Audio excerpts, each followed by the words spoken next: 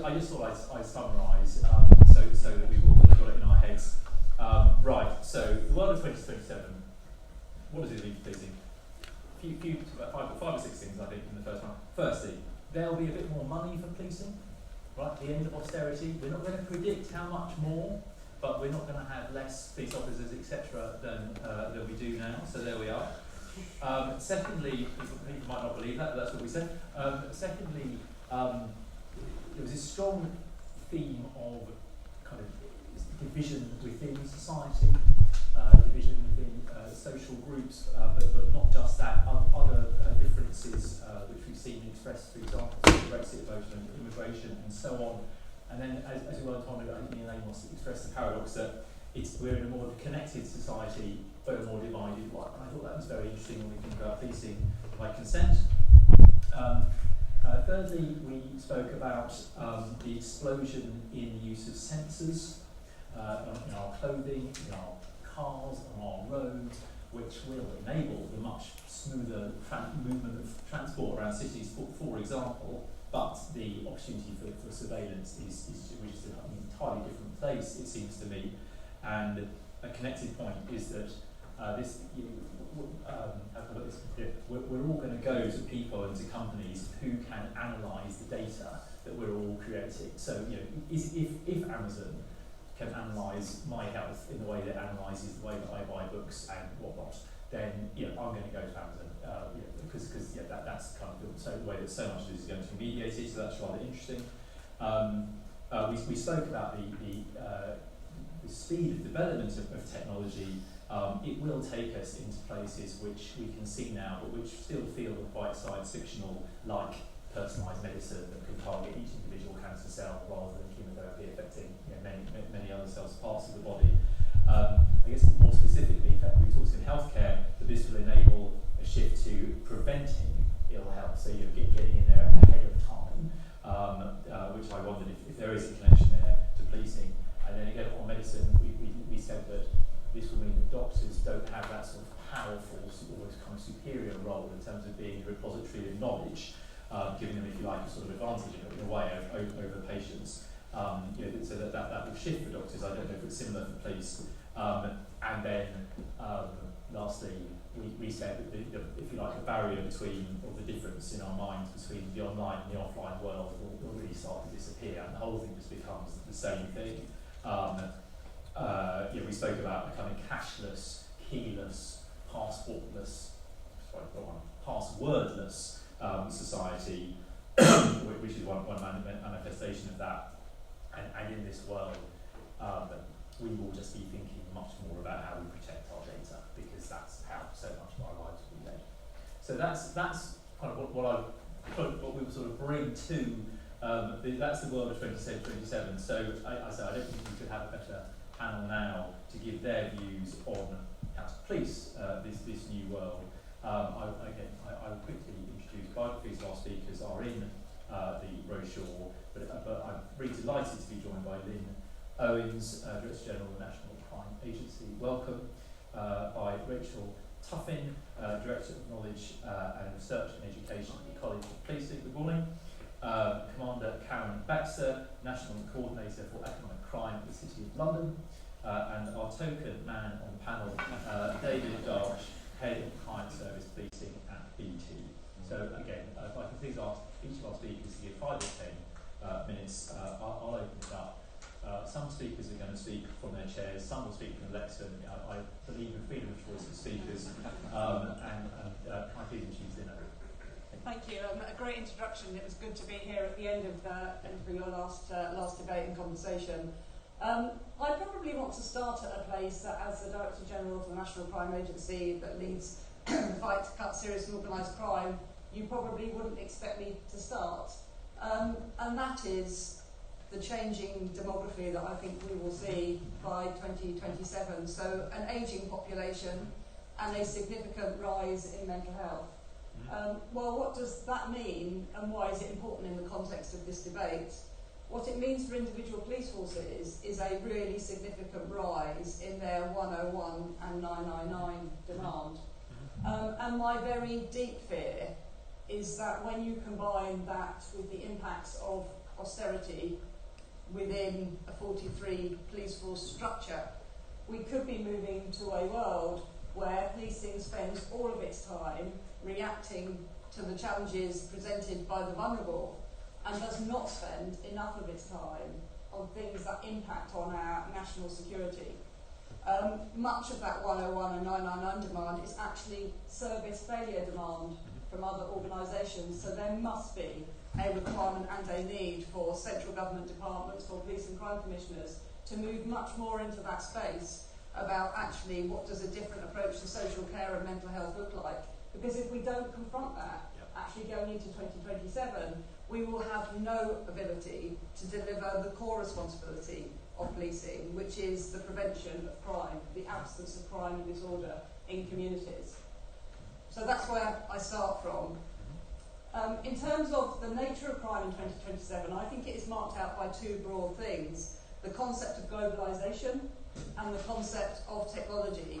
And therefore, the idea of a geographically based model, I would suggest, is fundamentally flawed. Because actually, as your first summary indicates, actually geography starts to have far less relevance. We will always need very visible officers, valued neighbourhood teams operating from within local communities, but they need to be supported by specialist capabilities that sit sometimes locally, sometimes regionally, sometimes nationally. I think that needs to look very different by 2027 to the way that it looks now and here today. And can I just bring that alive with a few examples, which is based on the work of the National Crime Agency that we do with partners. So there has been a 700% rise in the referrals of child sexual abuse images since 2013. Actually, if we don't get ahead of that curve and do something preventative with industry and other partners, if we don't address the live streaming of abuse ordered by paedophiles in the UK, children being abused in the Philippines, actually, we're not getting ahead of the problem. If you look at modern slavery and human trafficking, a growing phenomena, and just think of that case that we recently convicted, a woman, a nurse, living in Britain, ordering the abduction of children in Nigeria to be trafficked for sexual purposes in Germany. A complex and growing crime supported by technology and globalisation. If you look at cybercrime in this year alone, the changing threat, which sees an overlap between cyber criminals and hostile state actors, that requires a very different response. If you look at the work that Karen and we are doing jointly with the City, the Serious Fraud Office, and other operational partners on illicit finance, the threat to the reputation of the City of illicit finance invested in our global city is real and something we need to take very seriously. And then if you look at what you might describe as more traditional serious and organised crime, the supply of drugs, the supply of firearms, the movement of people, the outcome of Brexit, whatever that outcome is, will impact on the ability of people to trade. So I sit before you today saying that means we need some different things. We need different capabilities. We need a different approach to data, and that requires an honest public conversation about the balance between security and privacy. It probably does need some changes in rules. It does mean some different skills within the workforce. It does mean a much more integrated public and private sector. And it does mean a different structural challenge for law enforcement. Thank you.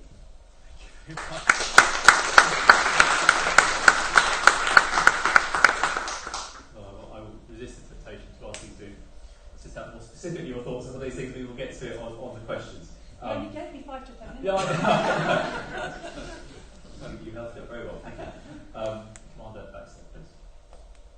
Good morning. I'm the person with the slides because I thought it would be nicer to look at the slides than just to look at me and listen to me drumming on.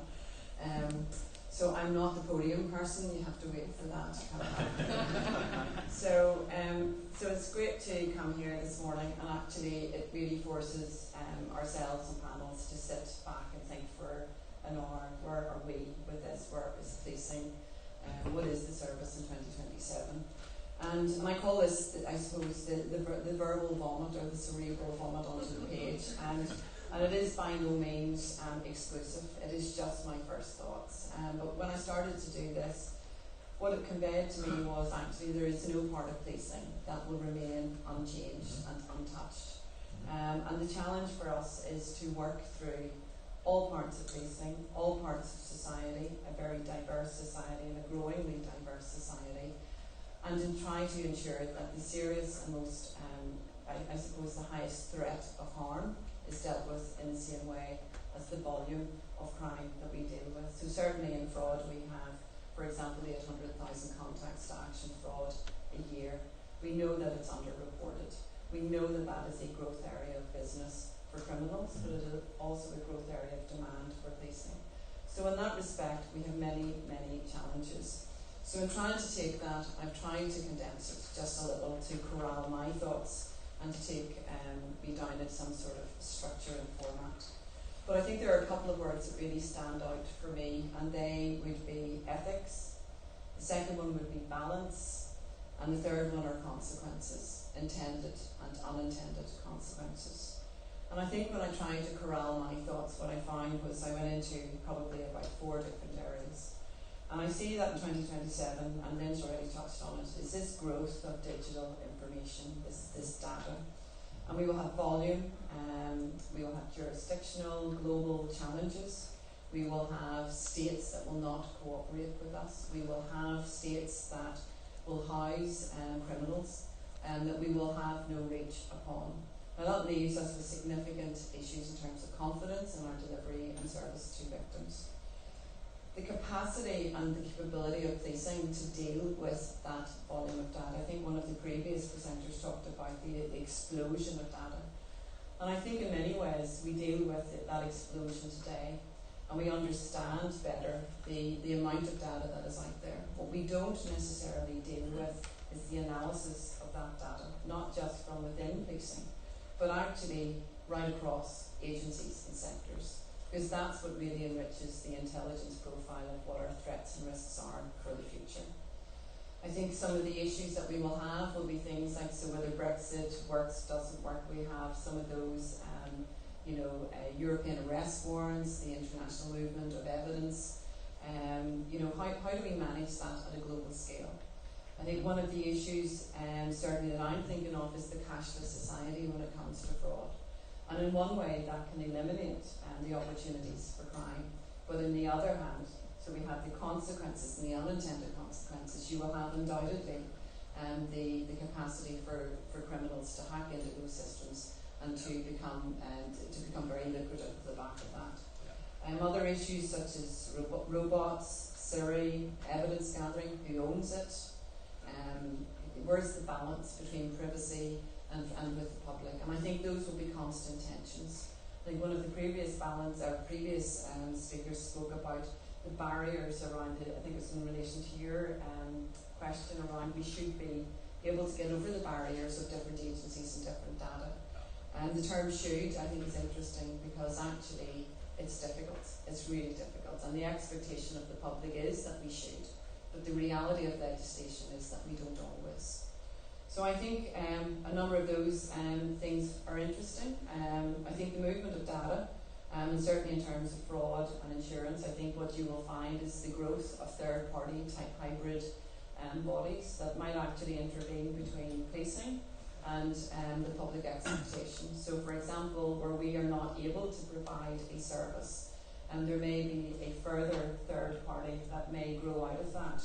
If you think 20 years ago, if you had a radio stolen from your car, the police came out and we dusted it with some fingerprint powder, we took your statement, we took a few photographs, we probably did not maybe identify the criminal at that stage, and on occasions we did, but you felt reassured, and that was just a change of pace of policing. Did it add value? I'm not sure that it did, and I think we need to answer honestly in society what adds value from policing. The second thing that I think will be really impactful will be the pace at which things will move. And I think pace is something that legislation will struggle to keep up with. We spoke about that previously. So I think good legislation, appropriate and current legislation enables policing.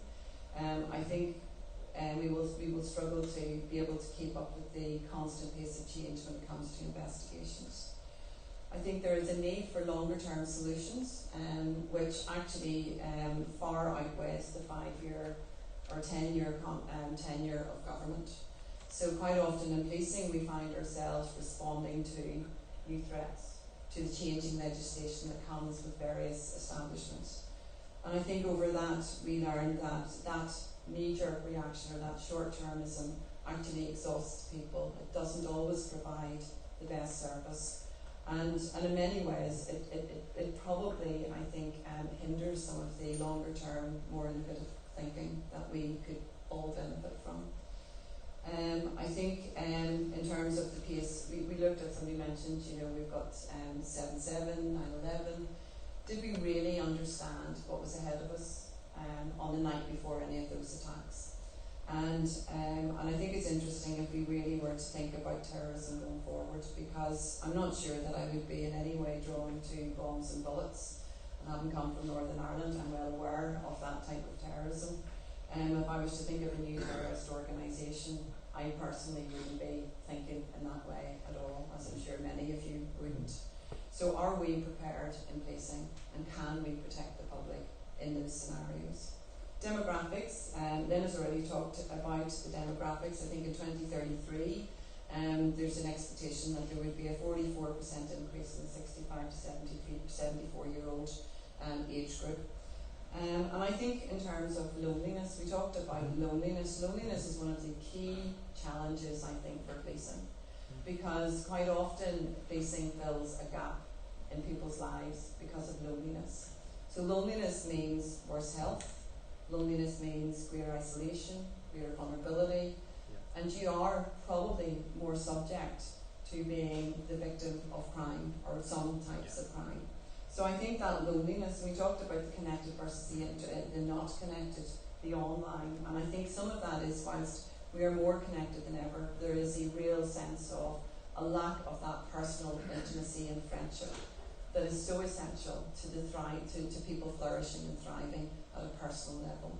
And if we mix that then with a growing older population, are we prepared in policing to be able to deal with that? And I think that only adds to what Lynn has already said. And I think in terms of the environment, and a bit like, did we really predict 9/11? I don't think that we did. We didn't predict 7/7. Do we predict the outcome of illicit trade? The illicit movement of organs. So, I'll give you an example. So not so very long ago, dealing with a kidnap in another jurisdiction of a 14-year-old boy. And the 14-year-old boy, when I asked, well, what's the likelihood, why is this, what's the motive? And the response was, it's for the illicit use and trade of his organs. So that is something, and you can read online about that. So is that something that we have to deal with? If you have money, is it that you buy those organs? What are the ethics in all of that? And those are the ethical discussions that we have here. So if you are a 60, 65-year-old person with lots of money and income, actually, what's wrong with you buying somebody's organs? What's wrong with somebody selling you those organs, except that person is desperate? So there are lots, I think, of ethical discussions for society which will have an impact on policing, because when these issues break down, policing pick up the pieces. An interesting thing I read recently was around the Cape Town water shortages. How close were we to anarchy at that stage, public order, or capacity in policing to address those issues? And I see some of those issues actually as a significant threat in terms of policing, as opposed to what we would consider traditional crime. In terms of safer cities, we rely a lot on digital. Where do we get the digital from? Where do we buy that wholesale at a national state level? Is it safe? Is it secure? Is there the security accreditation with those devices? Because actually we can all think of the doomsday scenarios. And I think in terms of, for me, just to conclude, I think for us going forward is there's something around trying to build resilience, and I think one of the previous panels spoke about not trying to second guess where we go with certain things. I think in policing we do have to second guess, because in the white hot heat of the moment when that has happened, the public look to policing and expect us to have some degree second guessed. But actually policing alone, second guessing it, doesn't work. So therefore we need that much broader pool of information, which I think we can benefit from. So in short, I think there's a balance between a solid, strong, resilient infrastructure versus, and I suppose, helped by a sense of entrepreneurial innovation going forward.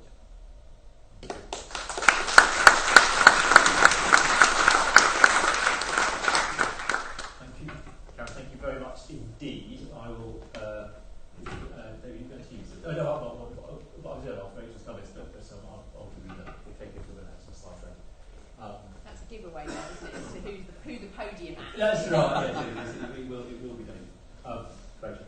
Yes. So in preparing for this, I was thinking, and I thought it even more when I heard the first set of speakers, how much of a fraud I am in that context. As my niece, I was recently talking to my niece and mocking her gently about her wasting of time on social media, at which point she looked at me with some disdain and said, well, you waste time by reading books all the time.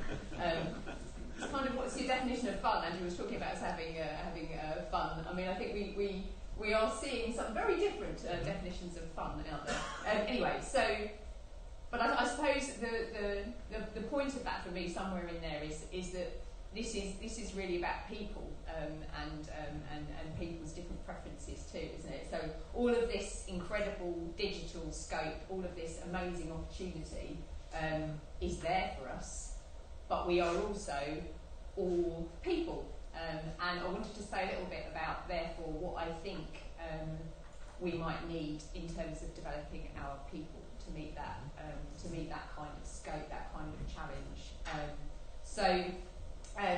I was thinking as well that we should probably refer. I don't know if anybody has yet to the 2025 vision. It was in the BT video, actually, wasn't it? So the NPCC Policing Vision 2025, because actually that timescale is very similar to our 2027 one here.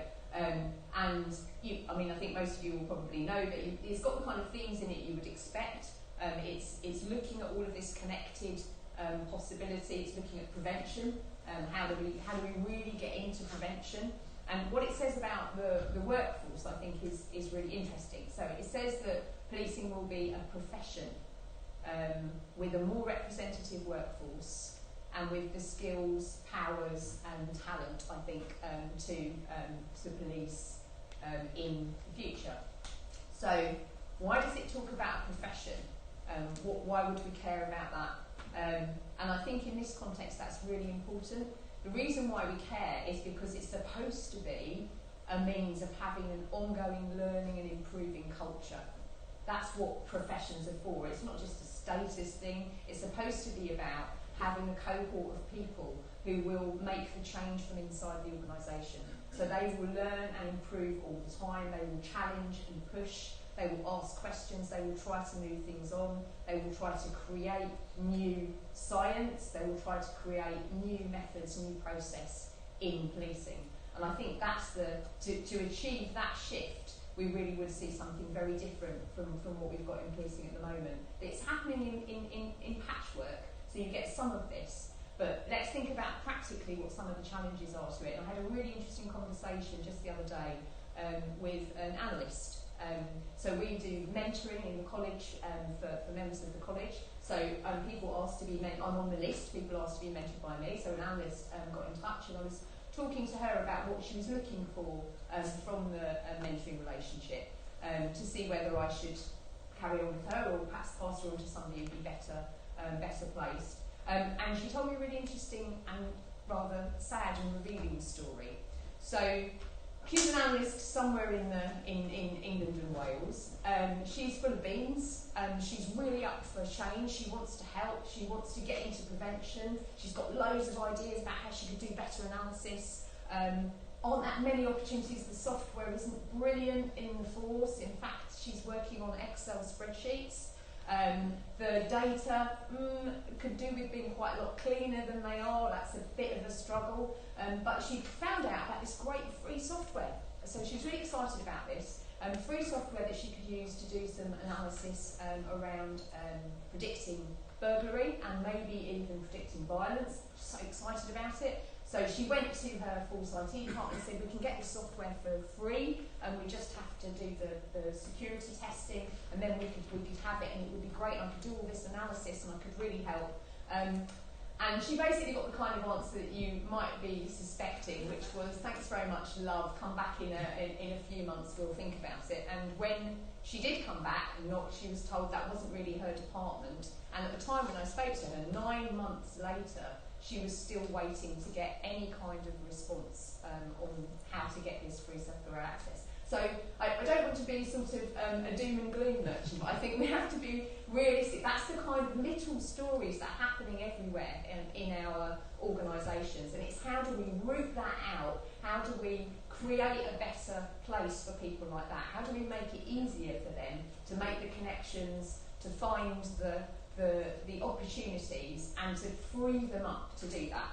So I was thinking a little bit about that and how, with that person in mind, what would we want to be doing? Now, there's some fantastic leadership out there in policing already in some of this. So in the West Midlands, they're doing some amazing work. I won't say very much about it because I expect lots of people here will know about it, but they've brought in a lot of external analytical support. Those people are now being recruited into their organisation and are developing some really interesting predictive and other analytical capacity for them. Avon and Sunset similarly doing some really interesting stuff around use of demand data and trying to understand how to manage that demand. So there's some forces that are really taking a lead in this area, which is fantastic. And then there's the sort of individual support and the individual kind of collaboration and activity that we can do. Adam Crawford's here somewhere, I think, from the over there. Yeah, from the N8 collaboration up in the north.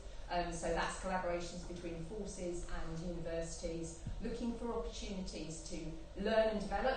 So both ways round, academics learning from policing, policing learning from academics, and also to develop new ideas as they go along. So they're coming up with tools and ideas. People going to seminars and workshops like this, not just to learn things and then stop, but to learn things and then use what they've learned to develop a new idea, a piece of software, a bit of an app, maybe a tool, something which could help back in their own force. So we've had a knowledge fund working with the Home Office and the Higher Education Funding Council, £10 million investment, and we're just about to publish everything that's been achieved through that. And the very strong focus was on how do you get officers and staff in frontline roles to get access to this, to have the opportunities to be connected with people like Adam and his colleagues, so they can say, I've got this really difficult problem, or I've got a really good idea for how I might tackle this, can you help me? And when that happens, you can see some really great work happening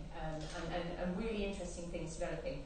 And one of the things that kind of built from that, although it was something that he's already had, I'm doing a lot of shout-outs, but it's Gavin in here. So Gavin Thomas from the Police Superintendents Association. I was trying to think of the best word to describe what Gavin's been doing. Nagging might be a good word for it. But pushing on futures and on trying to get policing to think about looking long-term, so years ahead. It's right in the heart of the theme of this event. How can we think about what we need to be ready for in 20 years' time? So he's looked a lot at what the Ministry of Defence have done, and he's encouraged and worked with us to try in the college to put in place some futures and horizon scanning function, which we are doing, and to try to produce some kind of products which will help think about and prepare for the capabilities that we need.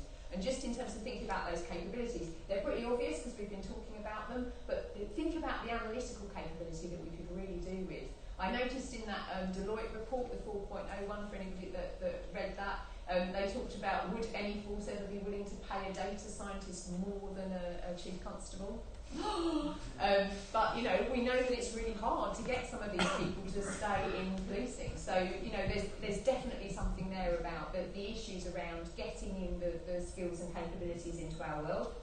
We might not need them inside the organisation, but definitely need them in partnership and in collaborating. And I suppose then the other thing was about what investment do we need really? What do we need to be thinking about now? I'm going to do it again. Robert Arnott's in the audience from the Home Office, who's thinking a lot about investment for the future at the moment. So what kind of investments do we need to be thinking about over that really long time frame? So for me, obvious probably from what I've been saying, but what's the investment that we need in data, clean data, joined up data, which Barbara mentioned, being able to share all of that. Obvious, but what actually constructively does that look like? A lot of work going on under the policing vision there, but there's a lot more to be done, I think, in that area. What do we do about the capabilities? So what do we do about really investing in developing people over that long run? And I would say that, wouldn't I, because I'm from the College of Policing and that's what we go on about. But I think if we really invest now in making this big shift into having a professional development culture where people expect to learn and improve all the time, by the time we get to 2027, we've got a fighting chance of having people who don't expect to work from manuals, and I'm not saying that most police officers and staff do, because they don't actually, but there is still some sort of cultural things that somehow from people about expecting there to be manuals or things you can work from. It'll be about working from principles. If people need to be agile and quick to respond, they will have a broad framework that they work to. They will have some good, solid, underpinning understanding, but we need them to be really quick decision makers. We need them to be actually quickly researching something, thinking about it, taking action for themselves probably by the time we're reaching that point. And we need to put the investment in now to make that professional development culture shift. Some of that is about the fact that at the moment, if you ask in most forces, we've sometimes got free events, free professional development, trying to get people to be able to access that. And they say, I'd love to, but I haven't got time. So there's a real pinch time right now which we need to get over if we're going to be able to get to that point in 2027. Last thing was the sort of a link between the loneliness and the well-being thing, the loneliness that you were talking about. And I think there's much more we could do. There's a woman called Hilary Cottons that has written a book called Radical Help, which is really interesting in this. It's all about how to use social networks better to help us solve some of the issues that we have in society now. It's almost like putting back in place things we had in the 50s a little bit in a way, but it's a fascinating read, and she's very compelling in describing how she thinks that shift could work. I think there's also something that we need to remember and keep in place for our officers and staff in policing and in wider law enforcement about how we help them to be resilient, and the investment in making sure that their well-being is right at the core of being able to deal with all this in the future, I think is the last thing I just want to say. There we need investment too.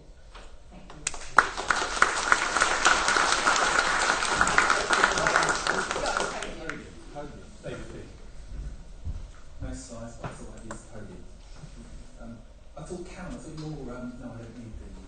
I thought your comments around loneliness was quite interesting. We've been doing some work in Milton Keynes around connected homes, and as part of that, we've fired some retirement homes. Couldn't quite understand why the data use was so high, and they were getting up in the mornings and they were logging on to video conferencing across their sort of friend group and leaving that on all day, and it was as though they were in each other's homes. Well, it was just fantastic. So I suppose I'm going to talk technology. We've spoken a lot about technology. It's got a track record of enabling lifestyle change and social change, and I think we heard a bit about that earlier.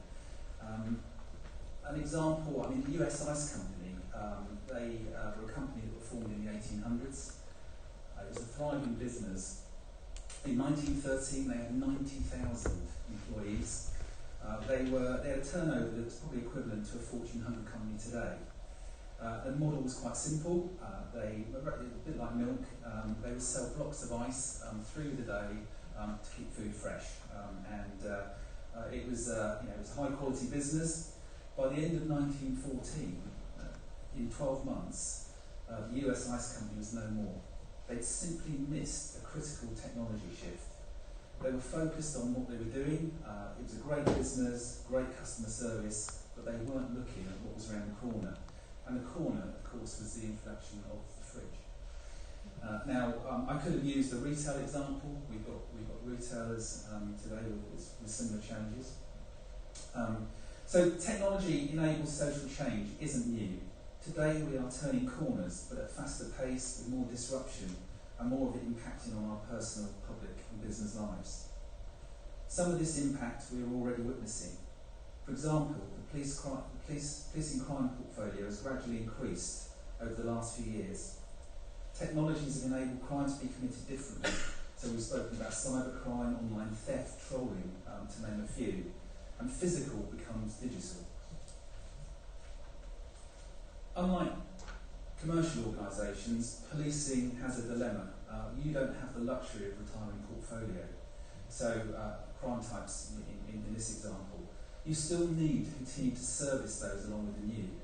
And it may be you do things differently. It's against a backdrop of reducing resourcing but increasing demand. The technical revolution is a challenge and an opportunity for you in terms of how you address some of that, and I think it's critical in the world of 2027. We're already seeing a different approach from forces, so you're no longer working in isolation, but you're mobilising as one. You've got the Police ICT Company, you've got the National Police Technology Council and the enabling programmes, and you're starting to organise, focus and be effective. BT is also seeing broader change, which is very welcome. We're seeing industry, public service and charitable organisations seeing strength together, not looking to solve future challenges in isolation, but looking for the answers as a whole, looking around those corners collectively. So I want to talk about a recent example of cross-organisation focus, and we ran something called a BT Hot House, and that's with the sponsorship of Essex Police. So from a BT perspective, we do spend a reasonable amount of money on a yearly basis on R&D. Over the last 5 years, we spent 2.5 billion. Part of this spend supports technology scouting teams, and they're focused on scanning the globe for new ideas. They're looking at trends, threats, startups, partners, and technical and market innovation. This is often used to help our customers solve problems or issues that challenge their business, both today and looking forward. So I suppose what is a hot house? Well, it's a methodology, it's a process. We pull a group of individuals together in a single location, usually over a few days, with a set problem statement from a participating organisation. It could be a bank, a retailer, police force, as examples. We create a mix of competing teams who, with subject matter experts, look at how they may address or solve the problem. It could be a product launch, it could be a process that we look at, it could be market-changing things, it could be an end-user requirement. It may or may not be solved with technology. The competition in these hot houses is usually fierce, with the best teams receiving a prize, and often we see the good ideas or solutions implemented. So from Essex Police perspective, I spoke to Steve Kavanagh, and he wanted to do a hot house, but he wanted to do it with a bit of a difference, with a twist. So he wanted to set problem statements focused on safeguarding demand and knowledge sharing within the locality of Essex across public, private and charitable organisations. Between us, we invited a mix of attendees across local government, social care, health, fire and charities. We also included a broad mix of commercial companies, so some large organisations such as Accenture, Hitachi, Amazon Web Services, Microsoft, Cisco, to smaller SMEs. We set 2 days aside and Steve provided the problem statements with a subject matter expert to lead in each of the areas. So from that we created 5 teams across all of the organisations. We had over 100 people there. It was quite an interesting exercise. We witnessed, I think, over the 2 days, we had a group of individuals from a mix of organisations who started the process representing their companies or where they worked. We finished at the end of the 2 days with 5 teams where it was difficult to qualify who was from what company. It became a group of teams who wanted to do the very best to solve their problem. They were focused and key to collaborate. So I suppose the question is, how do you measure success from something like that? It was 100 people, 2 days. That's a lot of time, that's a lot of effort from everyone. Well, off the back of the outputs, we've got 2 operational pilots currently running across Essex.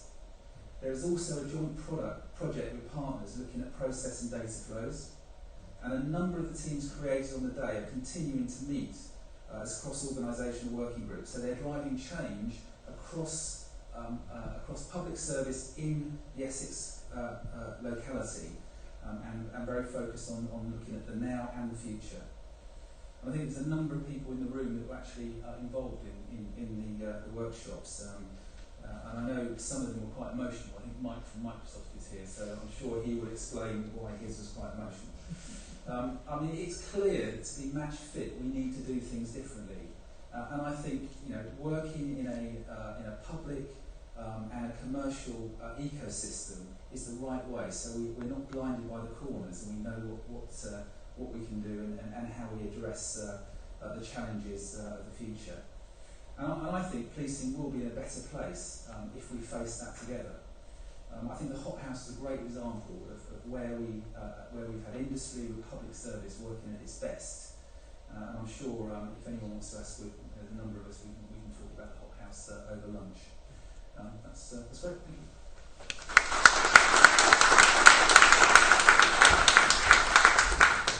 Thank you. Thank you. That sort of links us rather than nicely back to where we were beginning with Lynn, talking about more integrated public private sector. So it's a great example. Right, that is fantastic. I thought we started.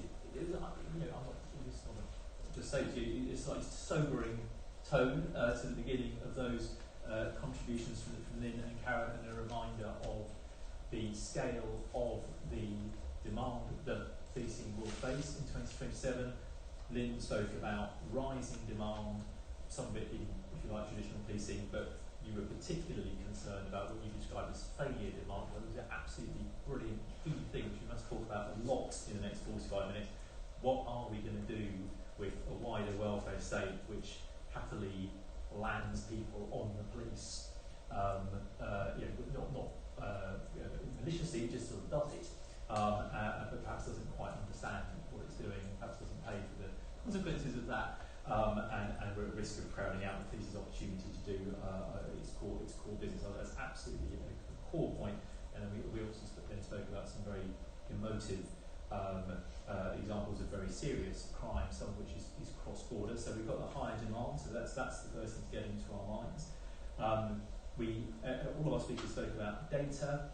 On one hand, police need to kind of get more of it, improve the quality of it, analyse it better, discuss how are we going to do this, and then Lynn and Karen spoke about the balance between, which we also did in our first panel, the balance between data and privacy, and how do we kind of manage that. Very important. I thought, again, a lot of agreement with the speakers, but how are we going to do this? How are we going to have a culture of police employment which is a learning culture, right? People just learn, and we talk about this in the health service as well, by the way. A learning culture, a more entrepreneurial, Karen spoke about entrepreneurial innovation, fantastic, wonderful. How can we move on from that? And the example of the phone call from Belfast taking half an hour to get through to the Metropolitan Police, that is not kind of agile, entrepreneurial. It doesn't feel like that. So what how can we do better? And sort of underneath that, Karen and I thought had a key word, which was resilience. The job isn't to kind of try and construct the future and then do a sort of perfect path of planning to that. It's about having a resilient organisation. That's very important.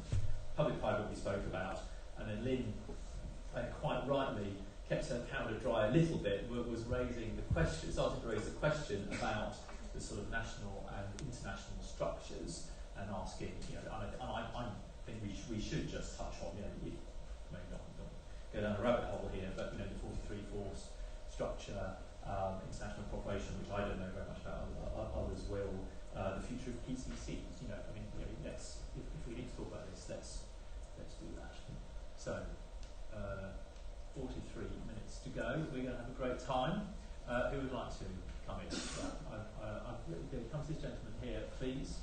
I've got a hand over here, and then we'll come to Nicola Cat as well. So, please, sir. Morning, thank you. My name's Mark Spofford. I'm really just an interested member of the public, so forgive me if I'm naive in my question.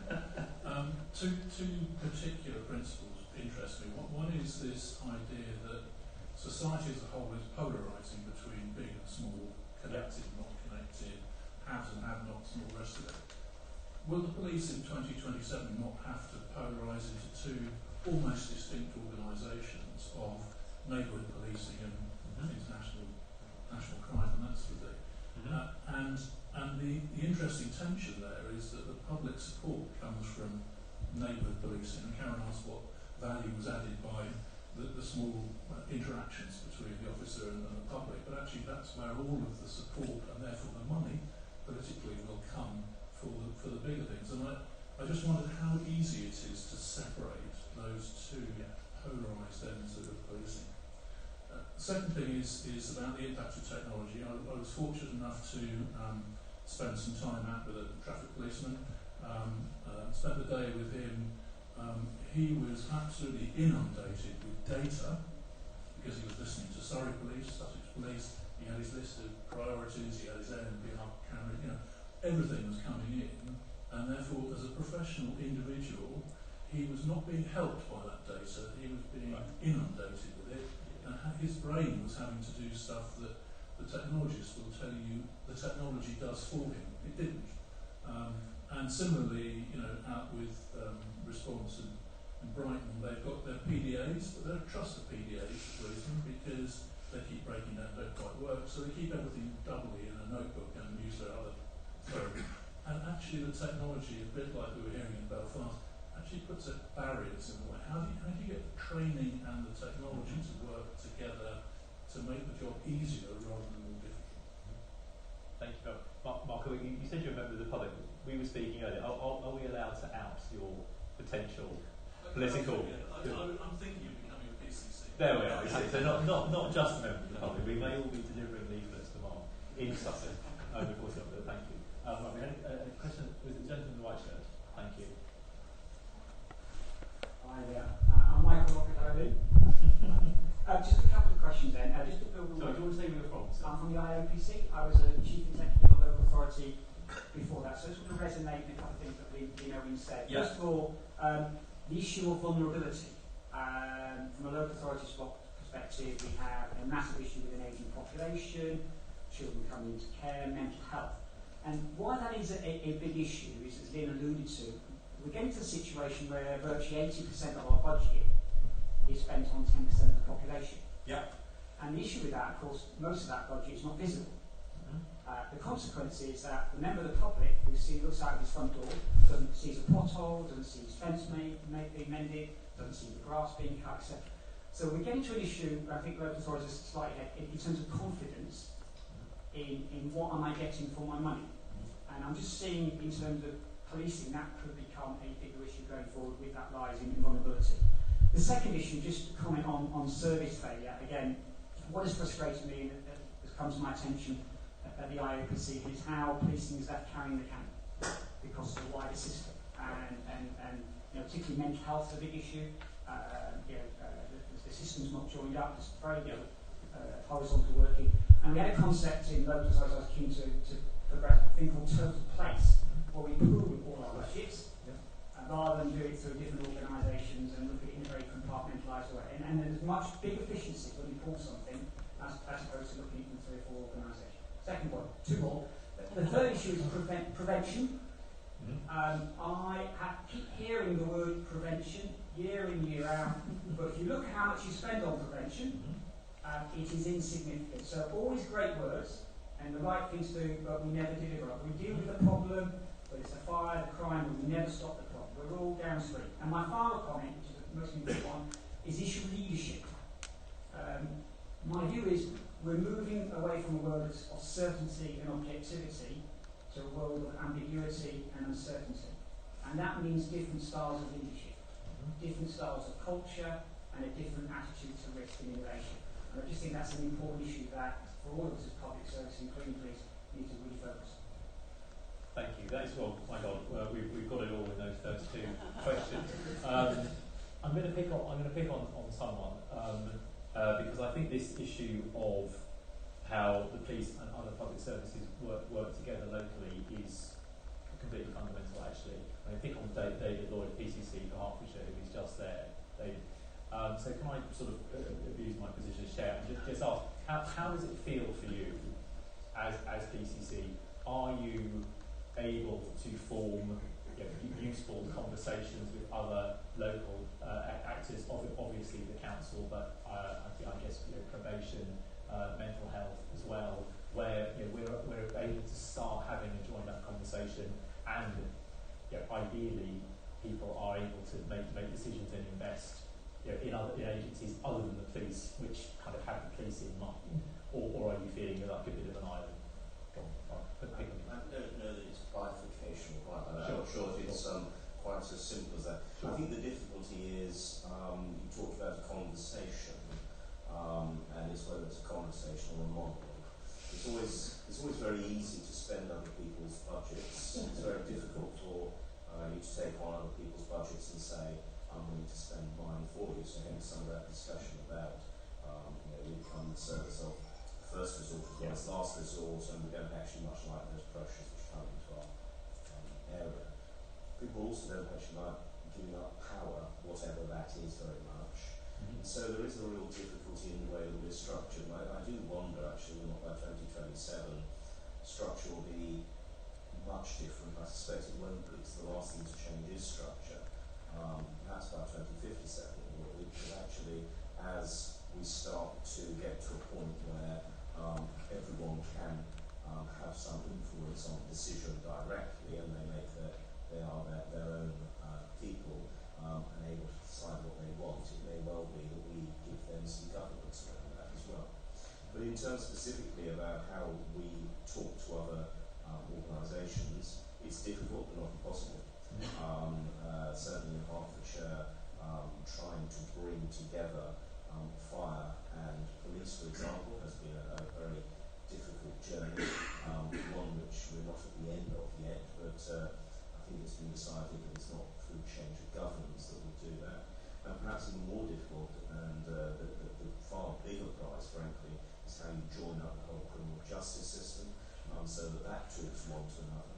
And frankly, that's a really difficult journey as well, because you have all sorts of reasons that various parts that wish to be independent, reasons that they fully understand judicial independence and whatever, but actually the impact of that is that the end user or the start user, the victim, actually doesn't get the outcome that they require. And I think perhaps by 2027 we might have started to think even more about that victim, that end user, and actually start to ask the question, what is it that they want, rather than what structures have we got to let us for.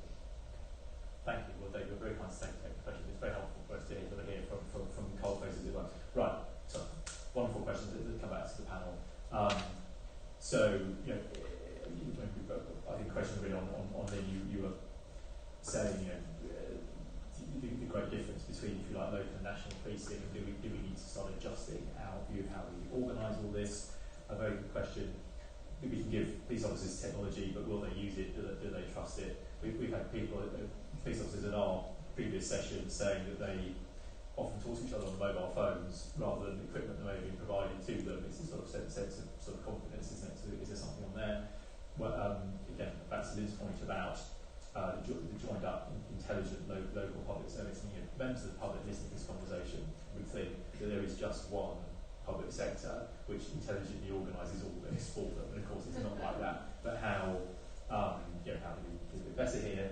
And then I think a very good point on kind of leadership in a more uncertain world. There's quite a lot. Should we start with Lynn and go there? So can I be really clear? I think law enforcement policing in the UK operates as one system. It is absolutely critical, through the lens of counter-terrorism or the lens of serious and organised crime, that the public trusts policing, and that includes the National Crime Agency, includes counter-terrorism, includes the work of immigration enforcement and border force. Law enforcement needs public trust. And that trust is gained in a number of ways: integrity, legitimacy, but dealing with things that matter in local communities.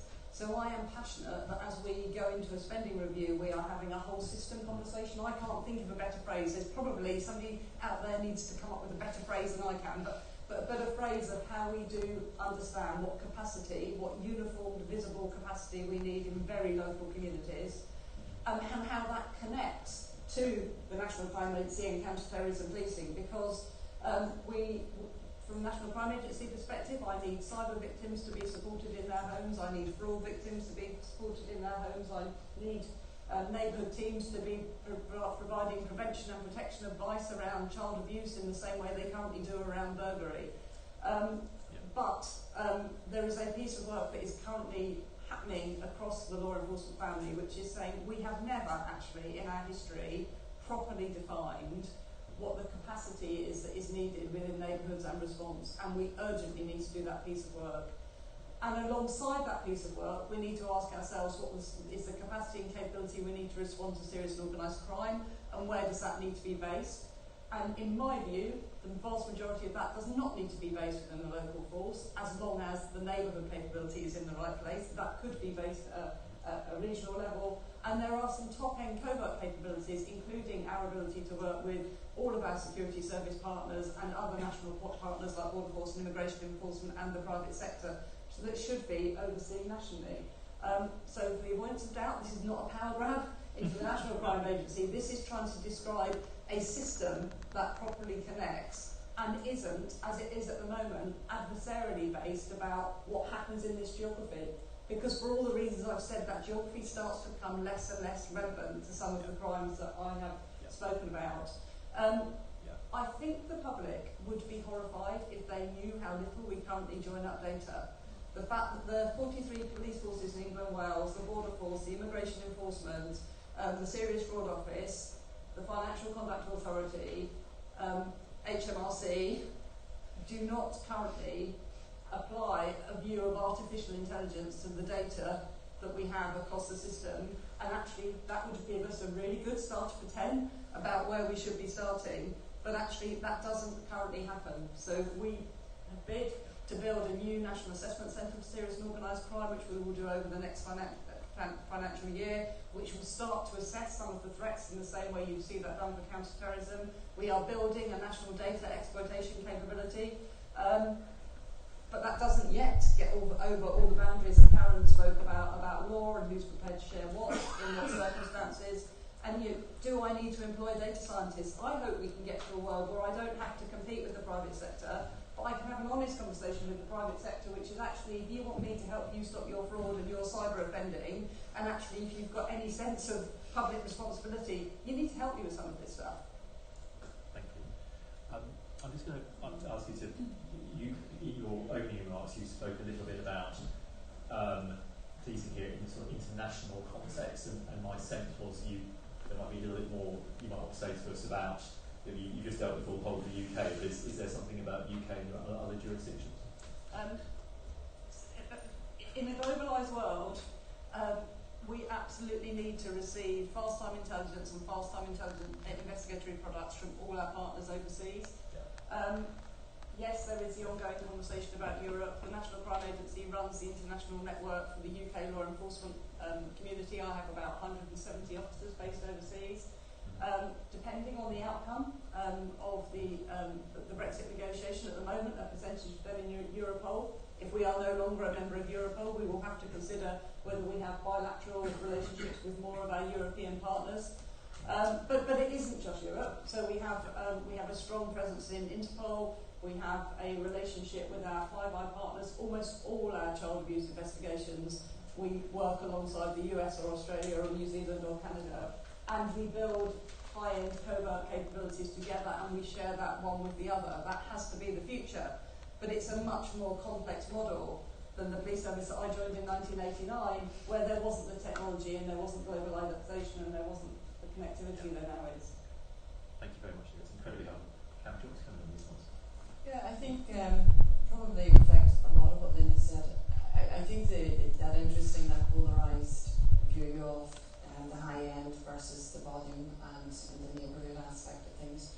I think the bottom line is, when you ask my parents, when you ask people what they expect from policing, they expect both. And for us, we just need to find a way that, and I think it will be through networks. And it was interesting to hear Lynn say it's not a grab for territory. Because one of the things that I have certainly felt that in recent years is that there is a much greater will to be more collaborative. And certainly there is a sense at the moment, and we're working together around the National Economic Crime Centre, and that is about trying to bring the best assets from right across public agencies in the first instance to address the issues of fraud. And that's not about upmanship, it really is about how can we deal with the growth area of crime in the most efficient and effective way. And that needs to extend right out into private partnerships, and we're looking at ways on how we can do that. And that then will take into account how do we manage data, how do we analyse it, how do we get that in quick enough time that we can intervene, that instead of you coming to Action Fraud and telling us that the money has gone out of your account 4 days ago, that we're seeing that live, that we're intervening, that we're actually stopping the movement of money because we have really good relationships with partners and with banks. And how do we do that legally? And how do we do that in a reasonable, justified and proportionate manner? And I think those are all the issues that we need to talk about in a very open, ethical way. And I think in terms of IT, I mean, and I will go back to the issues of ethics because I think it cuts through a number of all of these issues. You know, if we know that there is a threat from another country, from another organised crime group that is outside of this country, what steps do we need to take? What is reasonable and proportionate in today's world? And that we do as policing with law enforcement agencies. You know, what is the necessary expectation that the public would have around how far would we go to prevent that crime or to indeed stop that crime? Because I think the world has changed significantly in the last 10 years, and I'm not sure we're all that comfortable with having those discussions. I would rather have the ethical discussions now when we have time, as opposed to when the disaster hits, trying to work that ethical discussion out when I have to make a decision. I think in terms of prevention, I don't know if you want me to mention about that. And reflecting also in this whole system approach, not just in law enforcement but in health and in public agencies. I was taken by the whole programme that was on at Christmas, the Real Marigold Hotel. I don't know if you remember it, but I'm in for that. I am in for that. I am pooling my pension resources with a bunch of other people of the same age who like the same food. But joking aside, I think we need to seriously rethink. If we know that the population for older people is going to explode, over 85s is going to increase by 145%. We know that that's potentially linked to loneliness. We know that that's linked to issues of how we provide a service where perhaps the health service and other services can't provide the needs or help with the needs of those people. I think as a society we need to think, how do we actually prevent those things happening? And I do see where there is a growth of systems that would provide people support, that in itself would actually reduce the need for older people and older vulnerable people to be relying on policing. And I think when you see the links through that is quite alarming, and I don't think we're prepared in terms of prevention, but we need to get that to that radical place. And that's essential for me because I think we need to create space, and if we don't create space, we will not create space to have innovative ideas, to test entrepreneurial policing, to allow it to fail and to move on. Because at the moment what we try to do is we're running to keep up because the demand is there. So I think there are lots of people in policing, and the leadership is actually up for thinking about those issues. I have those discussions on a regular basis with my colleagues and peers. So I think there is a real will to take that forward in the next 10, 15 and 20 years' time. And I think for us we're looking at how and who can assist us in doing that. Thank you. Shall I do a bit on the poor old road traffic officer and the data flooding in? Because some of my examples are a bit similar to that. I think so there are some differences up and down the country in how well that's happening for sure, and we've not been terribly good at working out how to pass innovation and learning from one organisation to another. So there's some work going on under the sort of banner of the Police Reform and Transformation Board to try and improve that, partly by just creating better networks for people, but also there's some more actual tangible work going on in the digital territory. So a really good and really basic example, another example of where the public would go, don't you do that already, is the digital online home, so having one website for policing. That it's kind of a crude way of describing it, but that has been a huge programme of work for policing to do, and now there's lots more forces coming on board with that. So I think that's quite a big shift. So we're talking about collaboration. There's a lot of activity there to try and get chief constables and PCCs and everybody, other law enforcement organisations, to collaborate in thinking about where shall we invest our our funds. So there's a police transformation fund, where should we invest that? And it's encouraging, I think, wider thinking about the rest of the budget, most of which is not in that fund, and how we do better in terms of investing that budget. And in our role as a What Works Centre, this then takes me into prevention. So we've been, again, sort of nagging, I think would be a good word for it, about the importance of trying to invest in interventions which have multiple impacts across different sectors. And sometimes the people that we would want to put them in place, this is the classic thing, are not the people who would get the benefit. So a really basic example is working with young children and young people in terms of their resilience and their ability to say no to things. It's kind of peer support learning. There's some really good programs, good evidence that it reduces teenage pregnancy, drug and alcohol misuse, and other kinds of risky behaviours. It's cheapest in schools, but it doesn't have much of an attainment evidence base, which means that schools are less interested in it than they might be. So what you have to have is some agreement at central government level that there should be investment in those programmes to stop, at the local level, people having to always fight and have those arguments. So again, the central government role in trying to think about how to join spending up, we've never been very good at that. The central government actually encourages siloed working, and we have to do better in central government at getting the prevention money organised in the right way. Some of that is happening now. I've seen more collaboration, I would say, in the preparations for this spending review than I've ever seen in 20 years. It's quite a noticeable shift, I would say. Tiny bit on leadership, just finish off then the ambiguity and uncertainty stuff. So that's something we've got a responsibility for, and the college is working with policing on leadership development. So we've been trying to do that to help people to do more, particularly around things like ambiguity and uncertainty, around collaboration, around ethics. There's been a lot of investment. Lynn's helped us. Barbara has experienced it too, some of that learning, and I think it is changing. I think one of the things that probably is the biggest shift we've had in the last few years is actually the recognition that chief officers need professional development too, and actually want it and welcome it, and it helps them to deal with ambiguity and uncertainty. And this has to start at the top. So their continuing professional development, their networks, their buddying, and how they deal with this is hugely important, I think, and that extends probably to PCCs as well in terms of how they set the tone for dealing with ambiguity and uncertainty. Thank you, excellent. Thank you very much. David. So I was just going to talk a bit about technical maturity. So I think you were talking about sort of some of the challenges about. I agree. I mean, I think part of the challenge from a policing perspective is you've got 43 different ways of doing things in terms of the services you provide. I suppose my observation is you are starting to look at it collectively, and there are some national programmes around changing that. And I think gradually over time we will see forces move onto platforms which are of a national capability.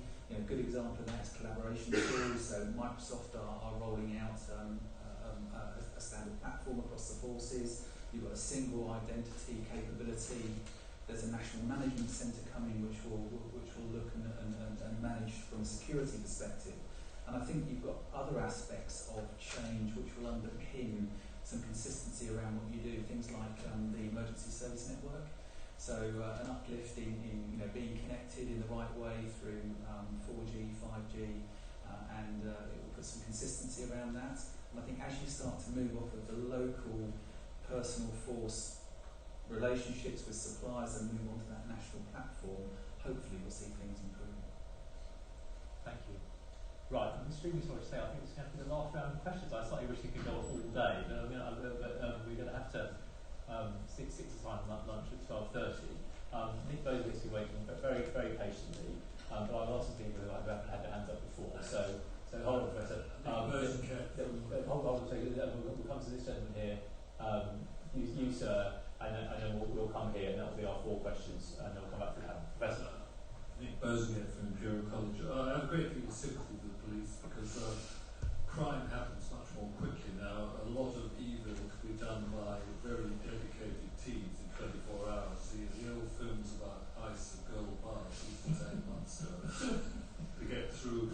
And crime is spreading. I was in Harrogate at a workshop earlier in the week, and the headline in the local paper was about guns, violence, drugs, county lines and so on.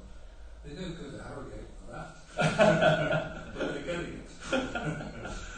So there are a lot of new problems, and I think one problem you leaders could really bring to light is the poor state of the criminal justice system and the vast empire of the vast ramshackle empire of prisons, where we have more people in prisons than almost any other country. By 2027, can we get some real reforms to the criminal justice system in order to free up police time and also improve detection of serious criminals? Thank you. We'll come back to that in police time, which we've touched on before, but that's very helpful. Federation of Small Business, please, let's quickly go. Yes, Neil Shapley, Federation of Small Businesses. We like to think we're the voice of basic common sense. Can I just summarise very quickly some thoughts? First of all, in terms of 2027, if we're going to achieve what we want to achieve by the digital agenda, we have to have a comprehensive mobile phone broadband infrastructure UK-wide. That's a start. And secondly, we obviously have to have that system to be as secure and reliable as possible so that it can be trusted. I'm very reassured to hear what Lino and Karen Baxter have said. The next things that we need to do are clearly we need to make proper use of big data. We're not going to get anywhere unless we can do that. The government has DVLA, Passport Office Benefits Agency, HMRC data. We've been banging on about sharing that with the fund, people like the LEPs who apply funds. They don't have the data that they could have. We need to make sure that data is shareable, it's interoperable, and the police forces also need to clean up their data. Unless we do that, we're not going to take full advantage of the digital benefits. And the other thing that you've said, which I'm reassured about, we're going to have to grasp the nettle of the 43 forces and the reorganisation. That's a big political hot potato, and the other political hot potato is the balance between privacy and security. And I'd like to know how you think that we should tackle those political issues. Thank you. We'll take a bit more on that last one. So please got Michael. Michael Fuller, former Chief Constable and former Chief Inspector of the CPS. I've worked in different parts of the criminal justice system, and one of the things I'm interested in is that the picture at the moment sounds quite confused, and that's not to say there haven't been huge efficiency developments in the way the police and policing is operated. So I've been a big fan of technological developments. I've been out with traffic officers when I was in Kent, having retired now, and one of the things they had, which they didn't have when I first started in the police in 1977, was the traffic officers were seeing motorists speeding, and it wouldn't be just their word that counted. They'd have video evidence of that, and that stopped a lot of the argument. They'd also, in Kent, we had ANPR all over the county, and I was publicly criticised. Automated number plate recognition cameras, and it meant that I knew that there were 2,000 potential offenders passing through the county who either wanted because they waited over, or they were had no insurance. And the point is that the work of the traffic officers could be more focused, and I felt more effective. So my question is about effectiveness, because that's one of the things I wanted from new technologies, was to the new technologies to bring about increased effectiveness as well as efficiency in policing. Now I'm slightly worried that, with all the talk and some of the silo-like working, as to whether the police in 2027 are going to be more effective, and whether we'll have the technological competence amongst the staff, and I'm not talking just police officers, to actually tackle the problems of 2027. And that's my question. I'm looking for reassurance. Thank you. I'll just go over 2 people. That's it. Thank you. I suppose my question comes down to David Miller, West Yorkshire, comes down to the funding, the year funding settlements that we've got at this moment in time. So, yes, we are looking towards the future. All forces have just currently undertaken force management statements. So we've identified the demand that we've got and where our lack of capability is. Yeah. How do we proactively plan for that for the future with yearly funding settlements, and what do we actually stop doing? Because we talk about the increasing demand, and when you look across to our military partners, they actually cut back. So if they need to reduce it, we've had aircraft carriers with no planes on. Would we ever get to the point of having police stations with no police officers in? So for me, it's how do we do that in the future when we are only getting those yearly funding settlements?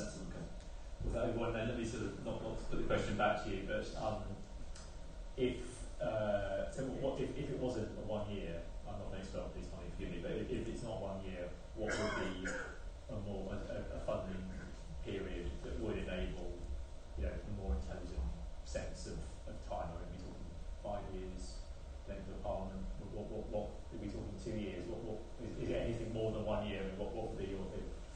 My personal view is we're looking at 10 years forward. 10-year funding settlement would let police forces actually plan for the future, because at the moment we are very reactive to each year and the crises that we have. Yeah, but we didn't have a microphone there. But the point was that if we're talking 2027, why not have a funding settlement to 2027 in order to tell it? Right. Well, again, excellent questions. When we touched in the previous panel, but again, how can we give space to these officers to kind of do the job and do better and make sure that's leading to genuinely effective, better, more effective policing? Good challenge. What would be a better funding arrangement in terms of years of spending? And then perhaps a question for David. We said in the first panel we took for granted that we'll have a totally ubiquitous connectivity, 5G all the time by 2027. Can you just confirm this for us, David, if that's all right? So should we start with it and go down? And if people want to make sort of closing comments as well, please do. So on criminal justice reform, one of the great things that I think we value in this country is the independence of the judiciary, and we should retain that at all costs. But there are huge inefficiencies in the way the system beneath that operates. The way court time is organised, how often police officers are called to court and not used, to be frank, bringing some technology, video conferencing, that's the tip of an iceberg. It needs to be a far more fundamental review than that, I think, would be my comment. Really grateful to have the comments about big data. Just for the avoidance of doubt, and this goes to Mike was the Chief Constable, we obviously served together. The reality is, in those days, the Chief Constable was king or queen, and actually that's part of the challenge with the 43 police structure. And actually, not only have you got a Chief Constable who's king or queen now, you have a Police and Crime Commissioner who's king or queen. So if you want to affect any change in the system, you have to negotiate at least 86 ways. And as we all know, even if you're the best negotiator in your world, that is a very difficult thing to achieve. And I think that's why it sounds more complex, Mike. My personal view, and I am absolutely not a politician, my personal view is that we should not have 43 forces in England and Wales, that we should have a far more rationalised system. But in the absence of that political decision, I think there is something that the leaders of the organisation, so the Director General of the National Crime Agency, Police and Crime Commissioners, Chief Constables, I think we do need to do properly this capacity and capability work so that we can say, actually, every individual police force should have this at neighbourhood and response level. Actually, these capabilities need to be clustered regionally and these capabilities need to be clustered nationally, and I think we've got to bite that bullet. And I think the public and all of you in this room should be demanding of those of us in the leadership position, because it is not good enough that we are working at the current speed we are. I think that goes to the point about year-on-year funding settlements. Because what happens at the moment is individual police forces, and I was a Chief Constable, I completely get this, are arguing for the funding settlement for their own geographic area. And then CT policing are arguing for their CT funding, and we are arguing for our funding. And that undermines the whole capability and capacity argument across the system. So my plea is we have got to come out of the parochial geography into the actually how does the whole system operate to protect the public. Thank you very much. And that will probably be my closing comment. Thank you. So I think there is a risk that I'm going to probably clone some of what Lynn said in that my role is a national coordination role, so my role is 43 forces trying to coordinate that together. And you know, actually, in one hand, there is a sense that it could be like herding cats, because you're 43 plus your 43 PCCs plus your local plus the global tension. So actually, your 86, multiply that by another 2, and everybody has a view on policing. So I think we do need to seriously have that conversation. But that said, I don't see that will within government, within the public or society, probably to go across that Rubicon right at this moment. So for us, it is definitely around the networking aspect of it. It is about the mature leadership that we will show in terms of trying to push forward. And I do think that just as we across 43 forces actually have to open up some of the working practices that we have done, that does extend to prisons and the criminal justice system. I think we probably spend an inordinate amount of money in systems that are inefficient when it's getting matters to court. I think when you look at how we seize evidence, produce evidence, and take evidence then to court, it certainly slows matters. I came from Northern Ireland, and I'm now in the City of London. I have to say, for you in England, this is an efficient place in comparison to perhaps where I have come from. I will probably be condemned for saying that. However, I did have those challenges on a daily basis. 4 years is too long for people to wait for judicial outcomes. Probably 18 months is too long for victims to wait at a very personal level. Because for every day that for those 18 months, they can suffer and be re-traumatised. And then we put them through a system, which I think we probably need to reflect upon. So I think there is definitely reform that needs to take place. I think, and I will close on this, I think when I go back to the ethics of all of this, so I think we need to have those open ethical discussions. How much can we provide to victims? There will be times that we cannot provide a service to victims. So how can we then meet the needs of victims in another way?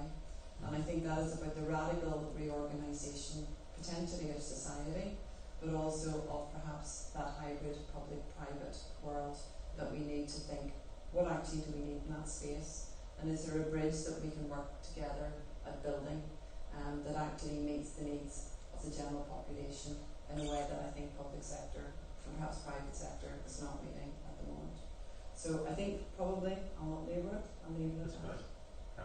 Thank you, Anthony. I'll start with the other way around, I think. So starting with the 10-year funding settlement idea, I think the struggle we will always have is that Treasury like us to convince them that we've got a plan for releasing more money magically from our system. So I think the key in terms of planning for the future for me would be, we know that some of that, I'm going to exaggerate slightly, but there is some core and some variable. So there comes a point where for public order reasons they wouldn't take some of the budget away. So you know that's going to be there. There's an issue about what almost the variable element. That's crude, but you kind of get what I mean. I think it's some of it is about our ability to argue the case for investment in, and I would say this because of the what works in this, but I think it is right, testing and building up evidence by doing new things, showing that they work, and that links to the effectiveness point.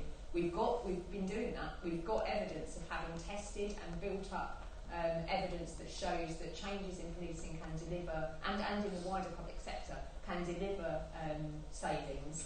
And when we've got that evidence, we can release money from Treasury. They do pay attention to those things, but the evidence has to be at the right level. It's not good enough just to have a persuasive story. You need randomised control trials, you need econometric analysis, you've got to have hard stuff with Treasury, or they'll say that's all very interesting, where's your data, where's your evidence? And that, I think, takes me then back to the prisons point, which is, you know, if you the question about how can we help the the police, how can we help the prison sector in a way with that? Well, we were talking to the Justice Select Committee recently at a work centre with some other colleagues, and they were very much focused on how do we deal with sentencing issues. You know, how do we move away from too many short sentences, you know, and the evidence base there. What we were trying to say was, please also though, you've got to push for the investment in the evidence base around reoffending upstream and get out of just concentrating in the sentencing area. The upstream, we've got really good evidence that investment in wraparounds for offenders around education, housing and employment can give you that lack of reoffending in the future, but it's really hard to organise, really hard to do in the real world. But if you invest in that and do it well, that will reduce the demand. Yeah, there is a new charity that's starting next week actually by a prison chaplain who was a former MP on second chance rehabilitation. Thank you. Thanks. Not still Rachel and David. Closing comments. So will you be connected? So Yes. I think if you walk through any major city today, whether it's Birmingham, Leeds, wherever, and you put your phone on hunt, you will connect to something, whether it's Wi-Fi, whether it's for. I suppose the issue is the quality of the connection and what you can use it for. 3 years ago, could we have said that? Probably not. If you move 3 years, 6 years, 9 years ahead, I personally think we'll see a massive change in terms of always connected. I think if any of you are in Canary Wharf and come out of the tube station, we've got the first UK pilot of 5G. It's absolutely stunning. There's a big box outside in the plaza. But if you go in there and start downloading things, I mean, high definition films, 3 films in less than a second. It's just amazing, and that is coming. So on that note, hand back to you. Fantastic. Well, that takes us back to our first panel, that you do exist connectivity. Right. Not 9 years away, but very close to us now is lunch. But before that, I am going to close this conference by thanking everyone so much for coming. What we exist to do as a think tank is to bring knowledgeable, expert people together who care about the future of public services policing today. It works when we share our ideas and experience and talk together, and it sounds simple, but it does work, and that is exactly what we've done today. But it only works if people come and sort of care about what we're doing, and I appreciate it very, very highly indeed. Our work on policing alongside other public services will absolutely continue, and I look forward to seeing everybody at those future events. With the team, I think, will ask your feedback on today, and please do take the time to do that. I know it's just a little extra thing to do, but it just helps us enormously get these events right. So thank you all so much for coming. Thank you to BT and Cisco. This is a great facility for today. But David, we do other things together, and you do a lot of other things with Thinking other than reforms. It's a lot that you're doing to help conversations like this, and it's important. So thank you. Thank you again to the Reform team, to Rose and Keith and everybody who's here tweeting away and doing everything we need to do. Appreciate it hugely. So let's just go to lunch and thank our speakers. Thanks.